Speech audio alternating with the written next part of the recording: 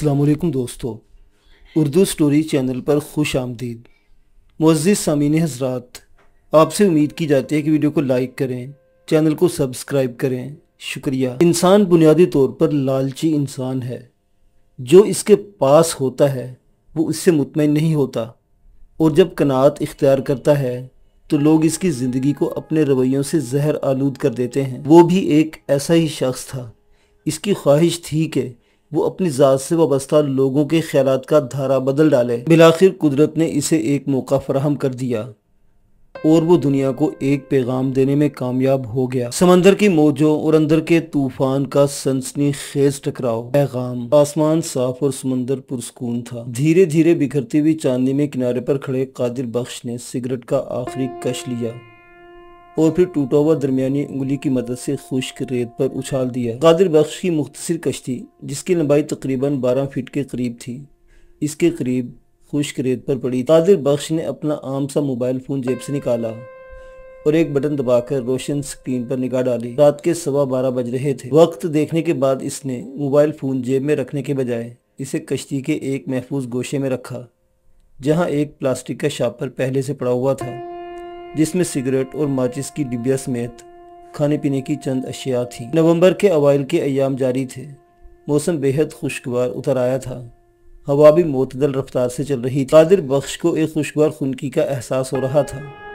शलवार के पांचे चढ़ाने के बाद कादिर बख्श ने मखसूस अंदाज में हाथों की मजबूत गिरफ्त कश्ती पर जमाकर इसे समंदर की तरफ बढ़ाना शुरू किया। वो मजबूत हाथ पैरों वाला एक जफाकश माही गिर था। अपनी छोटी सी कश्ती को तने तनहा अकेला समंदर में उतारना इसके रोजमर्रा का काम एक मामूली सा हिस्सा था। कश्ती तेजी के साथ रेत पर फिसलती हुई समंदर में उतरकर सतह आब पर डोलने लगी। वो उचक कर कश्ती में बैठ गया और चप्पों के सहारे अपनी छोटी सी कश्ती को खुले समंदर की तरफ खेना शुरू किया। पानी में मुसलसल उतार आ रहा था। आसमान की वसतों में चांद मशरिक की तरफ से खासा सफर कर चुका था, जैसे वो उफक के दरमियान टिमटिमाते सितारों के झुरमट में गरीक होने के लिए बेचैन हो। समंदर के पुरस्कून और गहरी खामोशी में डूबी हुई सतह पर सुनहरी किरणें बड़े दिलकश अंदाज में फैली हुई थी। कादिर बख्श के मजबूत हाथ मशीनी अंदाज में हरकत कर रहे थे। कश्ती सुनहरी माइल नीली सतह को चीरते हुए रफ्ता रफ्ता अपनी मंजिल की जानिब बढ़ रही थी और मंजिल किनारे से तकरीबन 5 नॉटिकल मील के फासले पर थी, जहां कादिर का जाल पानी की गहराइयों में फैला हुआ था। अब्दुल कादिर इंतहाई निचली सतह का एक मुफलस माहीगीर था। वो 49 के पेटे के करीब था और इसकी ज़िंदगी का बेशतर हिस्सा माहीगीरी में सर्फ हुआ था। वो जब नौमर था तो इसने माहीगीरी का एक मुख्तसर सुनहरी दौर भी देखा था, जब छोटी सतह के माहीगीर अपनी छोटी छोटी कश्तियों के साथ खुले समंदर की तरफ निकला करते थे और महदूद फासले पर शिकार करके अपनी कश्तियाँ अनवा अक़साम की मछलियों से भरकर मुख्तसर वक्त में वापस लौट आते थे। मगर कसरत से गैर कानूनी ट्रॉलरिंग और बढ़ती हुई आबी आलूदगी ने पूरे मुल्क के छोटे पैमाने के माहीगीरों की मुआशी हालत को अबतर कर दिया था। अब तो झुंड के झुंड शिकार करना महज इत्तेफाक की बात थी। कादिर बख्श सोचता था कि शायद वो माहीगीरी के पेशे के सुनहरे दौर का आखिरी मरहला था, जब अनवा अक़साम की आबी मखलूक कसरत से पाई जाती थी, जिन्हें देखने के लिए आज आंखें तरस रही हैं। अब्दुल कादिर मुजर्रद जिंदगी गुजार रहा था। अगर वो बाल बच्चों वाला होता तो कब का माहीगीरी का पेशा छोड़ चुका होता और कोई दूसरा मुनासिब आमदनी वाला पेशा इख्तियार करता। मगर इसके लिए 1-8 किलो मछली का शिकार भी काफ़ी था और वो इसी पर खुश था। मगर दुनिया वाले इसे न सिर्फ एक नाकाम माहीगीर होने का ताना देते थे, बल्कि इसे हर लिहाज से एक नाकाम और नामुराद इंसान तस्वुर करते थे। इसे इस बात का भी बखूबी एहसास था कि वो एक नामुकम्मल और अधूरी ज़िंदगी गुजार रहा है और इसके पीछे इसका अपना कोई अमल दखल नहीं था। हालात की सितम ज़रीफ़ी ने लाशूरी तौर पर कामयाब होने का अज़्म इससे छीन लिया था और इसे एक मुतज़ल्ज़िल और दिल गिरफ्ता इंसान के तौर पर दुनिया के सामने पेश किया था। इसे फिर भी इतनी ख्वाहिश ज़रूर थी कि वो कम अज़ कम खुद को एक बेहतर माहीगीर साबित कर सके, ताकि लोग उंगलियां उठाने से बाज आ जाएं और निश्तर के तीर बरसाना बंद हो सकें। मगर वो कोशिश के बावजूद नाकाम होता चला आ रहा था और लोग इसके तरीका शिकार पर तंज करते थे। कोई कादिर के जालों को पुराना और नाकिस करार देता तो कोई और नक्श ढूंढ कर सामने लाता। जितनी मुंह उतनी बातें। कभी कभार जब कादिर लोगों के तंज आमेज मशवरों से आजिज आ जाता तो कहता, मेरे पीछे खाने वाला आखिर कौन बैठा है? एक अकेले आदमी के लिए इतना ही काफ़ी है जितना मैं कमा रहा हूँ। जाल नए हों या पुराने, शिकार इतनी मिकदार में फंस रहे हैं कि किसी के आगे मुझे हाथ फैलाने की चंदा ज़रूरत नहीं है। कादिर की ज़िंदगी बेरंगो नूर थी। इसकी जवानी हसरतों यादों में गुजर चुकी थी। मगर गुलबानो की यादें आज भी इसके दिल में जिंदा थीं। कादिर के चचा ने अपनी बेटी गुलबानो को बचपन में इसके नाम मंसूब कर दिया था, जो कादिर से उम्र में 2 साल छोटी थी। बचपन के दिन खेल कूद में गुजरे। जब जवानी आई तो दोनों एक दूसरे को एक नए अंदाज से देखने और पसंद करने लगे, और साथ साथ दोनों इस बात पर भी खुद को खुशकिस्मत इंसान तस्वुर करते थे कि इनके बड़ों ने इनके बचपन में इनकी मंगनी तय की है। कादिर बख्श एक कश्ती में खलासी लग गया और बड़ी मेहनत से काम करने लगा ताकि वो अपनी मोहब्बत गुलबानो को जल्द ब्याह कर घर ला सके। 1 साल की मेहनत से कादिर ने इतना कुछ कमाया कि वो आसानी के साथ शादी कर सकता था, लेकिन कुदरत को कुछ और मंजूर था। अचानक किसी मामले पर दोनों भाइयों के दरमियान इख्तलाफात पैदा हो गए, जिसके नतीजे में बचपन में तय होने वाली मंगनी भी इख्तलाफात की भेंट चढ़ गई। दोनों घरानों को अच्छी तरह इल्म था कि कादिर बख्श और गुलबानो एक दूसरे को दिलो जान से चाहते हैं और दोनों का एक दूसरे के बगैर जीना मुश्किल है। लेकिन भाइयों के दरमियान अब अना का मसला खड़ा हो गया था और दोनों के सरपरस्त इन पर जोर दे रहे थे कि अब वो एक दूसरे को भूल जाएं। दोनों ने रद्दमल के तौर पर खाना पीना तर्क कर दिया। सरपरस्त बराबर जोर दे रहे थे। इसी खींचातानी में आखिर एक दिन गुलबानो अपनी मोहब्बत से दस्तबरदार हो गई। कादिर के लिए मंगनी टूटने से भी ज़्यादा बड़ा दुख था। इसे गुलबानो की तरफ से साबित कदमी की तवक्को थी, मगर वो चंद दिनों के अंदर अंदर ज़मीं बोस हो गई थी। दोनों के घर एक दूसरे के करीब थे, मगर दिलों में पैदा होने वाली दूरियों की दीवार अब दरमियान में हायल थी। किसी तरह एक दिन कादिर बख्श गुलबानो से मिला। मैं सोच भी नहीं सकता था कि तुम इतनी जल्दी जल्दी ढेर हो जाओगी, लेकिन मेरा दिल कहता है कि तुम्हारे दिल में अब भी मैं ही बसता हूँ। कादिर बख्श ने कहा, अब मुझे भूल जाओ तो बेहतर है। गुलबानो ठोस अंदाज में बोली, चाहे तुम मेरी बनो या ना बनो, लेकिन एक बार इस हकीकत का इजहार कर दो कि तुम अब भी मुझे दिलो जान से चाहती हो।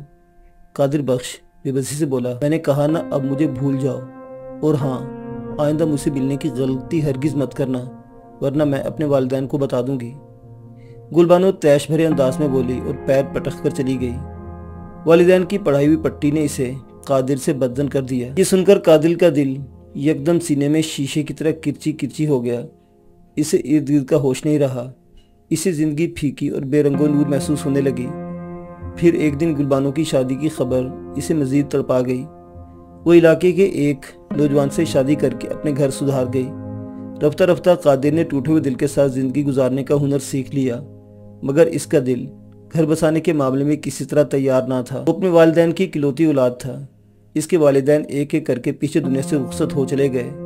कादिर की जिंदगी के सिर्फ वो चंद साल खुशगवार अंदाज में गुजरे थे जो इसने गुलबानो की मोहब्बत की छांव तले गुजारे थे। कादिर बख्श की जिंदगी घर, समंदर और एक छप्पर होटल तक महदूद होकर रह गई। घर में वो ज्यादातर किसी काम में मसरूफ रहता था।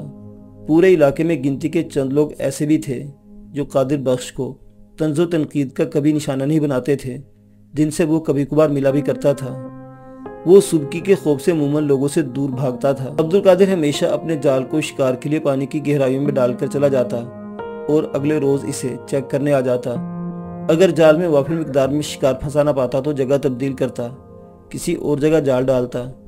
वो शिकार की हुई मछलियां लोकल व्यापारियों के हाथ फरोख्त कर देता। अब्दुल कादिर की मुख्तसर कश्ती जाल के पास पहुंच गई।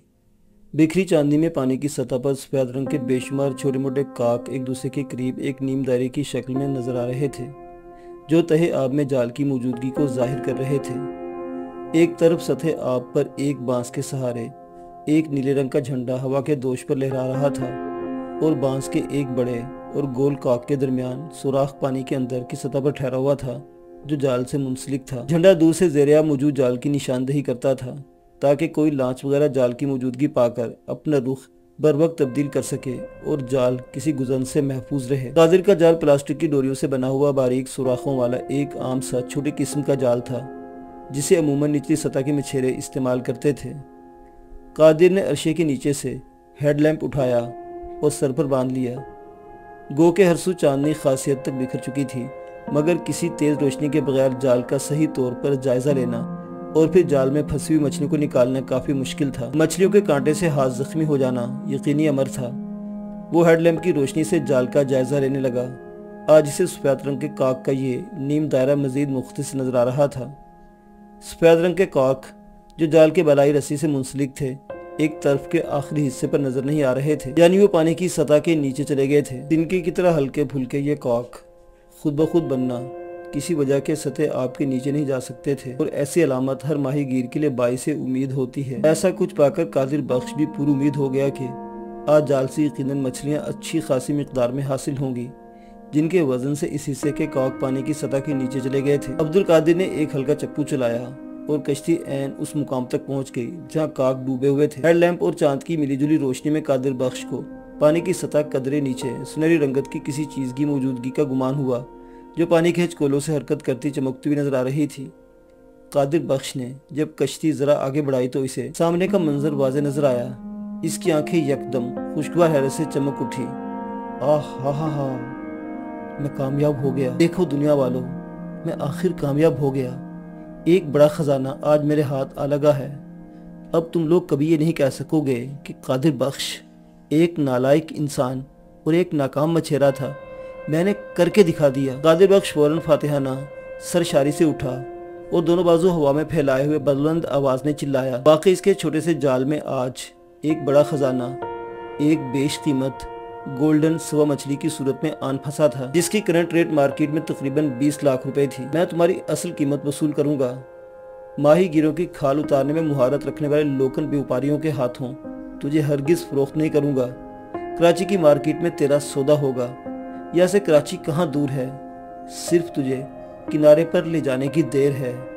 या मौला तेरा लाख लाख शुक्र है, तूने मुझे मेरी बसात से बढ़कर नवाजा। गोल्डन सवा मछली पर एक जज्बे के तहत हाथ फेरने के बाद आखिर में कादिर बख्श ने दोनों हाथ आसमान की तरफ उठाते हुए मुतशक्किराना अंदाज में कहा, सवा मछली मरी हुई हालत में थी, इसलिए सतह आपकी जरा नीचे थी। जिंदा अगर होती तो जाल से निकलने की कोशिश में पानी की गहराई में होती। गोल्डन सवा मछली के साथ चंद आम किस्म की मछलियां भी जाल में फंसी हुई थी। दरअसल सवा मछली के वजन से ज्यादा इन मछलियों के वजन से कॉक डूबे हुए थे।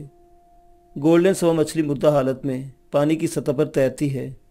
कादिर बख्श ने गलफड़े का जायजा लिया जो सूख था, जानी मछली ताज़ा थी। पुराने वक्तों में गोल्डन सवा मछली को कोड़ियों के मूल बिकती थी। कि मछली कहाँ, एक पूरा झुंड चंद हजारों में फरोख्त होता था। ममनुआ जालों के कसरत से इस्तेमाल और बढ़ती हुई समंदरी आलूदगी की वजह से जुमला दीगर आब हयात की तरह सवा मछली की नस्ल भी बका के खतरे से दो चार हो गई। फिर अचानक गोल्डन सवा मछली की कीमत तेजी से बढ़ती हुई लाखों तक पहुंच गई। आज के ज़माने का हर माहीगीर शिद्दत से ख्वाहिश रखता है कि गोल्डन सवा मछली का शिकार कर सके, मगर नापैद होने की वजह से ये खाल खाल खुशनसीब माहीगीरों के जाल में फंसती है। अभी हयात से मुतल्लिक माहिरीन का कहना है कि गोल्डन सवा मछली की इस कदर कीमती होने की सबसे बड़ी वजह मेडिकल साइंस की तरक्की है। बालिग सवा मछली की झिल्ली, जिसे मुकामी माहीगीर फोटू और फूटी भी कहते हैं, जर्राही के धागे बनाने का काम आता है, और ये धागे इंसानी जिस्म की अंदरूनी सर्जरी में इस्तेमाल होते हैं। गोल्डन सवा मछली की अंदरूनी झिल्ली से बनने वाले रेशे जिस्म के अंदर जाकर कुछ अरसे बाद खुद ब खुद घुलकर खत्म हो जाते हैं। कादिर जाल खींचने लगा ताकि सवा मछली को कश्ती पर चढ़ा सके। जाल में दीगर अकसाम की मछलियां भी थीं जो आज कादिर की निगाहों में आम किस्म की मछलियों से बढ़कर नहीं थी। सवा मछली जो एक मन से कुछ ऊपर की नजर आ रही थी समेत बाकी तमाम मछलियों के वजन से जाल काफी भारी हो गया था, और कादिर बख्श को जाल अपनी छोटी सी कश्ती पर चढ़ाने में काफी दुश्वारी पेश आ रही थी। वो जो ही जाल ऊपर खींचने की कोशिश करता, कश्ती उलटने से बचते बचते रह जाती। इस तरह काफी नाकाम कोशिशों के बाद इसने अपना ये इरादा तर्क कर दिया और सिर्फ गोल्डन सवा मछली को जाल से निकालने में जुट गया। अपनी थोड़ी सी कोशिशों के बाद इसने सवा मछली को जाल के शिकंजों से निकाला और अपने पास रखा हुआ हुकदार सलाख उठाकर मछली के गलपड़ों में डाला, और फिर बैठकर जिस्म की कुव्वत से कश्ती को एक तरफ खेना शुरू किया ताकि जाल से कुछ फासला रखकर सवा मछली को कश्ती पर चढ़ाना मुमकिन हो सके, क्योंकि जाल के करीब सवा मछली का दोबारा जाल में उलझने का अंदेशा था। बैठे बैठे जिस्म के एक दो झटकों से कश्ती जाल से एक फासले पर आकर ठहर गई। अब्दुल कादिर उठा। इसने दोनों हाथों से हुकदार सलाख को मजबूती से पकड़ा हुआ था। सलाख लंबी थी और इसका हुक सवा मछली के गलफड़े में फंसा हुआ था। सवा मछली हुकदार सलाख के सहारे कश्ती के पिछले पानी की सतह पर तैर रही थी। अब्दुल कादिर जोर लगाकर हुकदार सलाख के सहारे सवा मछली को ऊपर उठाता के अचानक इस मौका पर हुकदार सलाख को एक शदीद झटका लगा। अब्दुल कादिर मुंह के बल सतह आब पर छपाक से आ गिरा और फिर तेजी के साथ सतह के नीचे गायब हो गया। मगर इसने गिरने के बावजूद सलाख को बदस्तूर बड़ी मजबूती के साथ अपने हाथों में थामे रखा हुआ था। जोरदार झटके से न सिर्फ قادر پانی میں گرا تھا، بلکہ کشتی بھی سطح آب پر کسی چرخی کی طرح گھوم کر الٹنے سے بال بال بچ گئی تھی۔ عبدالقادر سمندر کی گہرائیوں میں بڑی تیزی کے ساتھ پیر چلاتا ہوا گولڈن سوا مچھلی کے ساتھ پانی کی سطح پر آ گیا۔ سوا مچھلی مری ہوئی حالت میں ہمیشہ پانی کی سطح پر تیرتی رہتی ہے، چنانچہ پانی میں گرنے کے فوراً بعد قادر کو سوا مچھلی کے سمیت سطح آب پر آنے میں زیادہ دیر نہ لگی۔ اس نے ایک لمبی سانس خارج کی اور خوفزدہ نگاہوں سے اپنے ارد گرد دیکھنے لگا۔ اس کے سر پر بندھا ہوا ہیڈ لیمپ واٹر پروف تھا، لہذا بدستور روشن تھا۔ قادر بخش نے بال دھوپ میں سفید نہیں کیے تھے، زندگی کا بیشتر حصہ ماہی گیری کے پیشے کے نظر کیا تھا۔ اسے زوردار جھٹکے کی نوعیت کا بخوبی اندازہ تھا کہ اس قسم کے جھٹکوں کی اصل وجہ کیا ہو سکتی ہے۔ سوا مچھلی خود بخود ہلنے جلنے سے رہی، وہ مری ہوئی حالت میں تھی۔ پانی کی سطح پر ہر طرف بکھری ہوئی چاندنی ہیڈ لیمپ کی روشنی میں قادر کو کوئی شے نظر آئی اور نہ کسی قسم کی نقل و حرکت کا گمان۔ حقدار سلاخ پر اس کے ہاتھوں کی گرفت مضبوط تھی۔ اس نے پیروں کی مدد سے تیرتے ہوئے کشتی کی طرف بڑھنا شروع کیا۔ چند ثانیوں کے بعد وہ کشتی کے پاس پہنچ گیا اور کسی طرح خود کشتی پر چڑھا اور پھر گولڈن سوا مچھلی کو کشتی پر چڑھانے میں جت گیا۔ اچانک اسے پرسکون سطح آب پر قدرے ہلچل کا احساس ہوا، جیسے پانی کی سطح کے نیچے کوئی چیز گولڈن سوا مچھلی کی طرف تیزی کے ساتھ بڑھتی چلی آ رہی ہے۔ اس دوران قادر بخش سوا مچھلی کو قدرے اوپر اٹھا چکا تھا۔ سوا مچھلی کی طرف بڑھتی ہوئی عفریت کی رفتار سے اندازہ لگایا جا سکتا تھا کہ وہ سوا مچھلی کو پوری طرح کشتی پر چڑھانے سے قبل اس تک پہنچ سکتی ہے۔ یہ سب دیکھ کر قادر بخش کی طاقت کی کمی کا احساس ہوا اور اس نے کشتی میں موجود آہنی سلاخ کی طرف فوراً ہاتھ بڑھایا تاکہ اپنے شکار کا دفاع کر سکے۔ قادر بخش نے سلاخ اٹھائی جس کا سرا تیر کی طرح تیز اور نوکدار تھا۔ عین اسی لمحے زن کے ساتھ عفریت بھی آن پہنچی اور دوسرے لمحے اس نے سوا مچھلی پر زبردست منہ مارا۔ عبدالقادر کا ہاتھ بھی فوراً حرکت میں آیا، لیکن سوا مچھلی پر منہ مارنے کی وجہ سے کشتی کو ایک زبردست جھٹکا لگا تھا جو پہلے جھٹکے کی نسبت کئی گنا زیادہ طاقتور تھا۔ عبدالقادر بخش ایک دفعہ پھر پانی میں آ گرا اور اس بار کشتی پانی کی سطح پر بڑی تیزی کے ساتھ ڈولتی ڈگمگاتی ہوئی الٹ گئی اور پھر زیر آب جانے لگی۔ عبدالقادر کو وار کرنے کا موقع نہیں ملا تھا، لیکن اس نے اچھی طرح یہ دیکھ لیا تھا کہ وہ درمیانی نسل کی ایک سیاہ رنگ کی شارک مچھلی تھی جو جسامت میں موٹی مگر شکار پر حملہ کرنے میں کافی حد تک چست ہوتی ہے۔ مختصر لمبائی پر موٹی جسامت ہونے کی وجہ سے اکثر ماہی گیر اسے شارٹ شارک کہتے ہیں۔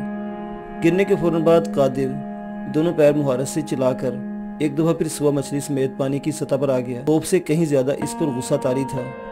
اس کے ایک ہاتھ میں حقدار سلاخ بدستور موجود تھی جس کے سہارے قیمتی گولڈن سوا مچھلی ابھی تک اس کی دسترس میں تھی اور دوسرے ہاتھ میں تیز اور نکیلی سلاخ موجود تھی۔ گرنے کے باوجود قادر بخش نے بڑی کوششوں سے دونوں سلاخوں کو ہاتھ سے چھوٹنے نہیں دیا تھا۔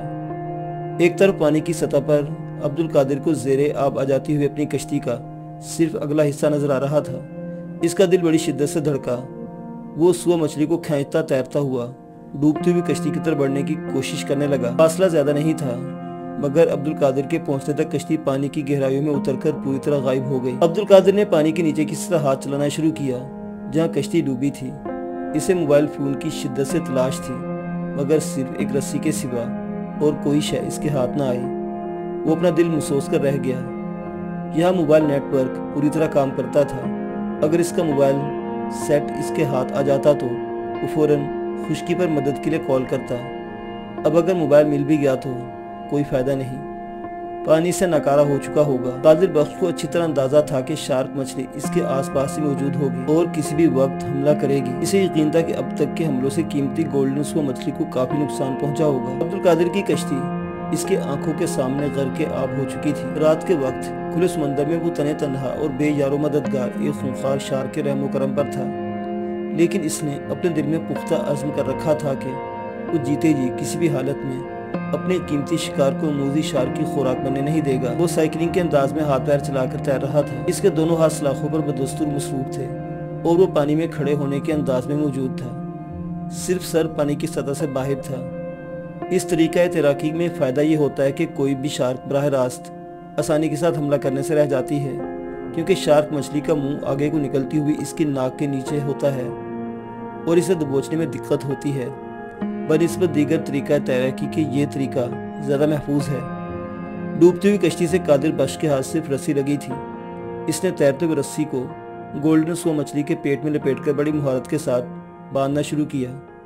رسی خاصی لمبی تھی، ये काम वो बड़ी फुर्ती से कर रहा था।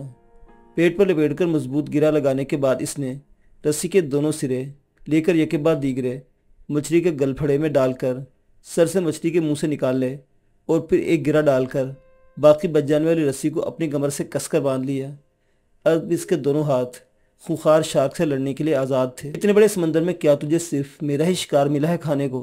कहाँ छुप गई है मनहूस मछली? सामने आ जा, अब मैं तुझे मज़ा चखाने के लिए पूरी तरह तैयार हूँ। अब्दुल कादिर ने तैश के आलम में हाथों में मौजूद आहनी सलाख को पानी की सतह पर जोर जोर से मारते हुए कहा।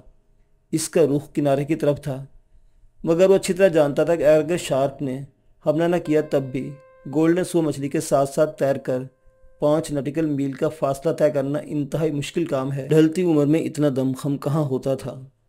इसके हाथ पैर भी सुन्न हो रहे थे और सांसें भी कमज़ोर पड़ रही थी। महज एक अज़्म इसके सीने में जाग रहा था कि किसी तरह दुनिया वालों को दिखा सके कि वो एक कीमती और नायाब मछली का शिकार करने में कामयाब हुआ है, ताकि नाकामी का धब्बा मिट सके। अब्दुल कादिर ने चारों तरफ निगाह डाली। हर तरफ खामोशी और पुरस्कून समंदर फैला हुआ था। दूर दूर तक कोई रोशनी दिखाई नहीं दे रही थी जो किसी कश्ती की निशानदही करती। सिर्फ किनारे की तरफ आबादी की रोशनियां दूर से टिमटिमा रही थी। कादिर बख्श ने चारों तरफ अपना रुख फेरते हुए सर को दाएं बाएं ऊपर नीचे हिलाना शुरू किया। इस तरह सर पर बंधा हुआ हेडलैम्प की रोशनी भी मदद के इशारे की सूरत में हिलजुल रही थी, मगर किसी तरफ से कोई जवाबी इशारे सामने नहीं आया। अब्दुल कादिर सोच रहा था कि वो सिर्फ थोड़ी देर कबल कीमती गोल्डन सो मछली के शिकार पर किस कदर मुसर्रत से जश्न मना रहा था कि अचानक कहीं से एक खूंखार शार्क के टपक पड़ने से सारी खुशी यकदम गारत होकर रह गई थी, जिसका इसे ज़रा भी गुमान ना था। अब वो अपने और अपने शिकार के दिफा के मसले से दो चार था। ये सब इसे ऐसा महसूस हो रहा था जैसे इसे गुलबानो मिल गई थी और फिर अचानक जुदा हो गई थी। हर मर्द की ज़िंदगी में औरत और दौलत का किरदार बड़ा अहम और कलीदी होता है। दुनिया वालों ने इसकी मोहब्बत गुलबानो इससे छीन ली थी और इसकी ज़िंदगी अदम तवाज़ुन का शिकार होकर रह गई। और अब एक शार्क मछली लाखों रुपए कीमती इसका शिकार छीन लेने के दर पे थी। मैं अपनी दौलत तुझे छीनने नहीं दूंगा मनहूस मछली, ऐसा कुछ सोचकर कादिर धाड़ा। अचानक इसे अकब से एक गजबनाक ठोकर लगी। पानी इसे घूमने लगा। ठोकर से इसका जाविया बदल गया। इससे कबल के वो संभल पाता, इसे अपने पहलू में दर्द का शिद्दत से एहसास हुआ, जैसे किसी ने कई तेजधार वाले चाकू बैक वक्त इसके पहलू में उतारे हों और फिर पल भर में इन्हें सफाकी के साथ खींचे हों। वो करबो अज़ियत के आलम में चीखा, मगर पानी में वो चीखने से भी रह गया। चीख की सूरत में सिर्फ बुलबुले इसके मुंह से खारिज हुए। इस दफ़ा समंदर में पड़ा हुआ कादिर बख्श शार्क का हदफ था। शार्क के मुंह को अब इंसानी लहू का जायका लग चुका था। शार्क की तवज्जो अब शिकार से ज़्यादा शिकारी पर मरकूज थी। अब्दुल कादिर ने दांत पर दांत जमाकर दर्द को बर्दाश्त करते हुए सतह आब की तरफ तैरना शुरू किया। अकब से ठोकर पड़ने पर वो काफ़ी देर पानी के अंदर चला गया था। मैं तो मर जाऊंगा, लेकिन मरने से पहले मनहूस मछली तुझे भी जिंदा नहीं छोड़ूंगा। सतह आब से सर निकाल कर खुली फजा में एक लंबी सांस खारिज करने के बाद कादिर तैश में बोला, उल्लू की पट्टी कहाँ छुप गई है? आ मैं यहाँ हूँ, मेरे जिस्म से बोटियाँ नोच ले। कादिर बख्श होंठ काटते हुए पागलों की तरह एक दफ़ा चिल्लाया और फिर आसपास पानी की सतह पर देखने लगा, जहाँ हेडलैम्प की रोशनी में इसे पानी की सतह सुर्खी माइल नजर आई। इसके जख्म से लहू का अखराज जारी था। इसने अपने पहलू पर हाथ फेरा जहाँ से दर्द की टीसें उठ रही थी। इस अपने पहलू की एक जगह से गोश्त गायब महसूस हुआ। अगर वो फरवा बदन का इंसान ना होता तो यकीनन शार्क के तेज और शफाक दांत गोश्त के साथ पसलियाँ भी उधेड़ कर निकाल देते, मगर ये जख्म भी कम गहरा ना था। खून के अखराज से किसी भी वक्त इसकी जान निकल सकती थी। वो जानता था कि गहरे पानियों में इसका आखिरी वक्त इसके करीब आ पहुंचा है। कहाँ छुपी है मरदूद मछली? निकल के आजा सामने। तेरी 7 पुश्तों को भी पता चलेगा कि आखिर किस दिल जले से बाला पड़ा है। अब्दुल कादिर दीवानगी के आलम में चीख कर बोला। अचानक अब्दुल कादिर को अपने सामने पानी की सतह पर नकलो हरकत महसूस हुई।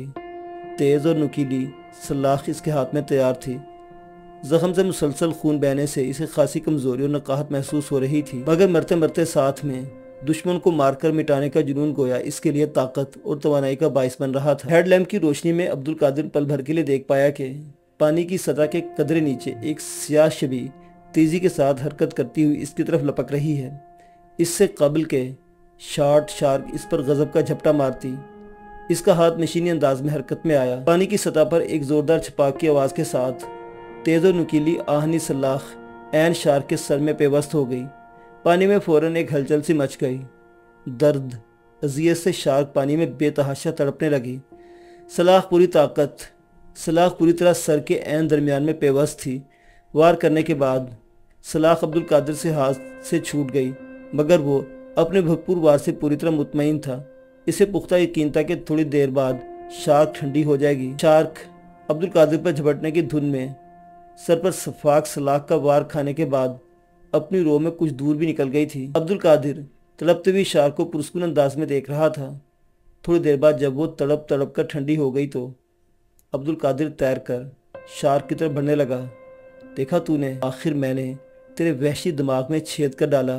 बड़ी आई थी मैं शिकार करने। जब वो इस मुकाम पर पहुंचा जहां थोड़ी देर कबल शार्क तड़प तड़प कर मरने के बाद पानी की सतह के नीचे चली गई थी, अब्दुल कादिर ने कहा वो भी किस तरह गोता लगाकर मरी हुई शार्क को दुम से पकड़कर पानी की सतह पर खींच लाया।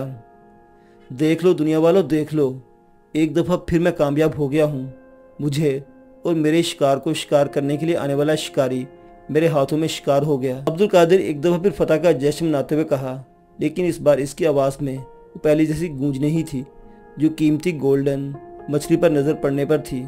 लेकिन अब्दुल कादिर अपने ज़ख्म पर हाथ फेरते हुए नहायत आस्तगी से बोला, लेकिन इस खबीस मछली ने मेरे हाथों शिकार होने से पहले अपना काम कर लिया है। जख्मी हालत में मुसलसल तैरने की वजह से इसके हाथ पैर कमज़ोर पड़ते जा रहे थे। शायद मकसद को पाया तकमील तक पहुंचाने के बाद पगों में जोश मारता हुआ खून सर्द पड़ गया था। अब अब्दुल कादिर को पहले की निस्बत कहीं ज़्यादा तकलीफ और नकाहत का एहसास हो रहा था। जो हुआ सो हुआ, मेरे पीछे आखिर रोने वाला कौन है? बहरहाल अपनी आखिरी कामयाबियाँ दुनिया को दिखाना लाजमी है, लेकिन मेरे पास ऐसा क्या ज़रिया है कि मैं दम तोड़ने से कबल दुनिया पर अपनी कामयाबियों को साबित करने का सामान कर सकूं? अब्दुल कादिर ने बड़बड़ाते हुए कहा। शार्क की धूम बदस्तूर इसके हाथों में थी। फिर अचानक एक अछूता ख्याल इसके ज़हन में कौंधा। इसकी नज़रें रस्सी पर ठहर गई। सुबह तुलू होने में अभी काफ़ी वक्त था। खुले समंदर में कादिर ने अपनी आंखें हमेशा के लिए बंद कर ली। डूबती, उभरती और तैरती हुई 3 लाशें अब एक मजबूत रस्सी के सहारे एक दूसरे से मुंसलिक थीं। एक आदमजाद और 2 आबी मखलूक की लाशें जिन्हें समंदर धीरे धीरे किनारे की तरफ धकेलता जा रहा था। आज सुबह से कादिर बख्श नजर नहीं आ रहा था। छप्पर होटल के उम्र रसीदा टेबल मैन ने चाय से भरे हुए कप टेबल पर रखते हुए याद दिलाने वाले अंदाज में मच्छरों से कहा। जब रूटीन के मुताबिक सुबह के वक्त समंदर से लौट आया करता था तो बाकी ज़रूरी काम निपटाने के बाद नाश्ता करने के लिए हमेशा छप्पर होटल का रुख किया करता था और फिर इस तरह वो दोपहर के खाने के लिए भी इसी होटल में वापस आ जाता था। इस वक्त दोपहर के 1:30 बज रहे थे, मगर अब्दुल कादिर खिलाफ मामूल अभी तक नजर नहीं आ रहा था। अब्दुल कादिर का तरीका शिकार और औकात कार तमाम माहीगीरों से अलग थलग थे। बेशतर माहीगीर अपनी अपनी कश्तियों से अलग सुबह खुले समंदर की तरफ शिकार के लिए निकला करते थे और दिन के 11 बजे के वक्त इनकी वापसी शुरू हो जाती थी। इनकी कश्तियाँ बड़ी और इंजन वाली होती थीं, जिनमें अमूमन अमले के 4 अफराद कश्ती पर होते थे। इन सहूलियात की वजह से इन्हें ज़्यादा दिक्कत का सामना नहीं करना पड़ता था और ना इनका ज़्यादातर वक्त आने जाने में सर्फ होता था। और बाज़ माहीगीर पूरी तैयारी के साथ 4-5 दिन के शिकार के लिए निकलते थे और शिकार की हुई मछलियों को सर्द खानों में रखते चले जाते थे जो बर्फ़ की सिरों से हमेशा ठंडे रहते थे। वाकई आप दुरुस्त कह रहे हो। अब्दुल कादिर की कश्ती भी आज किनारे पर अपनी जगह खड़ी नज़र नहीं आ रही है, एक माहीगीर ने तायदी अंदाज में कहा। शायद किसी काम में देर लगने की वजह से वो रास्ते में हो, दूसरा मछेरा बोला। यह भी हो सकता है कि अपनी छोटी सी कश्ती की मुरम्मत के लिए घर ले गया हो और वहाँ कश्ती के साथ मसरूफ़ हो, तीसरे माहीगीर ने ख्याल पेश किया। चलो नंबर लगाकर देखा जाए कि उस वक्त कहाँ मौजूद होगा, एक और माहीगीर बोला। इसका नंबर हमें कहाँ से मिलेगा, पहले वाला माहीगीर सवाली अंदाज में गोया हुआ। अब्दुल कादिर का फ़ोन नंबर इलाके के चंद लोगों के पास था जिनके अब्दुल कादिर से अच्छे और ज़रूरी नोयत के तल्लुकात थे। इनमें लोकल व्यापारी भी शामिल थे, लेकिन इस वक्त छप्पर होटल में इनमें से कोई भी मौजूद नहीं था। वो सामने इजी लोड वाले लड़के की दुकान से लाओ, इसे सारे इलाके के फ़ोन नंबर ज़ुबानी याद हैं, एक माहीगीर ने याद दिलाया। दुकान छप्पर होटल के सामने थोड़े फासले पर वाक़ थी। बेशतर लोग यहाँ से इजी लोड लेते थे। अब्दुल कादिर का नंबर दुकान से मिलना यकीनी बात थी। एक मछेरा नंबर ले आने के लिए उठा और थोड़ी देर बाद अपना मोबाइल फ़ोन कान से लगाता वापस आया। दुकान से मिलने वाला कादिर बख्श का नंबर वो डायल कर चुका था। राब्ता नहीं हो रहा। اس نے کرسی پر بیٹھتے ہوئے اطلاع دی اور دوبارہ کال ملائی۔ بدستور نمبر بند ہونے کی اطلاع اس کے کانوں میں گونجتی رہی۔ بارہا ٹرائی کرنے پر جب رابطہ ممکن نہیں ہوا تو ٹیبل پر چیمگوئیاں شروع ہوئیں اور اس طرح ٹیبل سے ٹیبل تک پورے چھپر ہوٹل میں قادر بخش کی گمشدگی کی خبر پھیلنے میں دیر نہ لگی۔ قادر بخش کا گھر آخر کتنا دور ہے؟ ایک بندہ جا کر دیکھ آئے کہ وہ گھر میں موجود ہے یا نہیں، استقبالیہ کاؤنٹر پر موجود چھپر ہوٹل کے مالک نے کہا۔ ایک لڑکا قادر بخش کے گھر کی طرف روانہ ہو گیا۔ عبدالقادر کا جھونپڑا نما مکان بھی آبادی سے الگ تھلگ اور قدرے فاصلے پر واقع تھا۔ تقریباً آدھے گھنٹے بعد لڑکی کی واپسی ہوئی۔ اس نے بتایا کہ دروازے پر تالا لگا ہوا تھا اور احاطے میں اس کی کشتی کہیں نظر نہیں آئی تھی۔ پھر چھپر ہوٹل سے سارے علاقے میں عبدالقادر کی گمشدگی کی خبر پھیل گئی۔ 2 کشتیاں تیار ہو کر کھلے سمندر کی طرف قادر بخش کو تلاش کرنے کے لیے نکل گئی، لیکن شام کے وقت وہ بے نیل و مرام واپس کنارے کی طرف لوٹ آئیں۔ انہیں قادر بخش اور نہ قادر بخش کی کشتی ملی تھی۔ بہرحال انہیں قادر کا جال ضرور ملا تھا۔ ہر ایک کو اندازہ تھا کہ قادر کے ساتھ اچھا نہیں ہوا ہوگا۔ موسم اعتدال پر تھا، سمندر خاموش اور پرسکون تھا۔ عبدالقادر کی گمشدگی کا تعلق کسی اور قسم کے حادثے سے ہوگا، ایسے زاویے سے سوچ کر ماہی گیر طبقے نے ایک ٹولی بنائی جو کنارے سے عبدالقادر کی تلاش کے لیے روانہ ہوئی۔ ٹولی کی سربراہی ماہی گیر حلقے کا ایک سرکردہ فرد کر رہا تھا جو ماہی گیر طبقے سے وابستہ ہر مسائل میں ان کی قیادت کرتا تھا۔ پوری رات کے کھوج کے بعد ٹولی کافی دور نکل آئی۔ صبح صادق کے وقت کنارے پر قادر مردہ حالت میں 2 بڑی مچھلیوں کے پاس پڑا ہوا نظر آیا۔ تینوں لاشوں کی حالت ابتر تھی۔ گولڈن سوا مچھلی کے پھولے ہوئے جسم پر 2 بڑے بڑے زخم کے نشان تھے۔ عبدالقادر کے ایک پہلو پر بھی ایک بڑا زخم واضح نظر آ رہا تھا۔ کنارے پر پڑی ہوئی تینوں لاشوں پر چمٹے ہوئے خاکی رنگ کے بے شمار کیکڑے مچھیروں کو اپنی طرف آتا دیکھ کر تتر بتر ہو کر اپنے اپنے بلوں میں چھپ گئے۔ ماہی گیروں کے لیے زیادہ تعجب خیز بات یہ تھی کہ تینوں آپس میں ایک رسی سے بندھے ہوئے تھے اور شارک مچھلی کے سر میں ایک سلاخ بھی پیوست تھی۔ اس کا کیا مطلب ہے؟ ایک ماہی گیر حیرت بھرے لہجے میں بولا۔ اس کا مطلب بے حد واضح ہے۔ ٹولی کا سربراہ گویا ہوا اور سب مچھیرے اس کی طرف متوجہ ہو گئے۔ قادر بخش کے جال میں قیمتی گولڈن سوا مچھلی پکڑ رکھی تھی۔ شارک مچھلی کہیں سے نکل کر آ ٹپکی اور قیمتی گولڈن سوا مچھلی پر جھپٹا مارنا شروع کیا۔ ظاہر ہے کہ قادر بخش نے اپنے قیمتی شکار کا دفاع ضرور کیا ہوگا۔ اس مد بھیڑ میں اس کی چھوٹی سی ناؤ بھی غرق آب ہو گئی اور سمندر میں پڑا ایک بے سہارا انسان شارک مچھلی کے لیے آسان ہدف بن گیا۔ اس نے عبدالقادر پر حملہ کر کے اسے بری طرح زخمی کر ڈالا اور عبدالقادر نے موقع پا کر سلاخ شارک مچھلی کے سر میں پیوست کر دی۔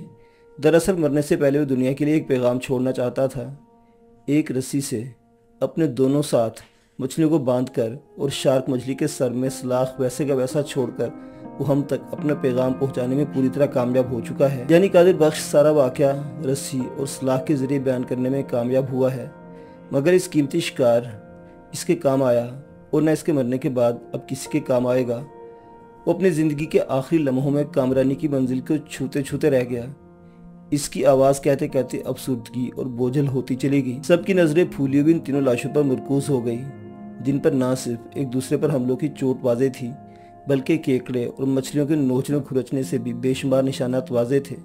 تینوں بالآخر لبے ساحل آ لگے تھے۔ معزز سامعین حضرات، ہمت و جرات کی یہ کہانی آپ کو کیسی لگی؟ اپنی آراء کا اظہار کمنٹ باکس میں ضرور کیجیے گا۔ شکریہ۔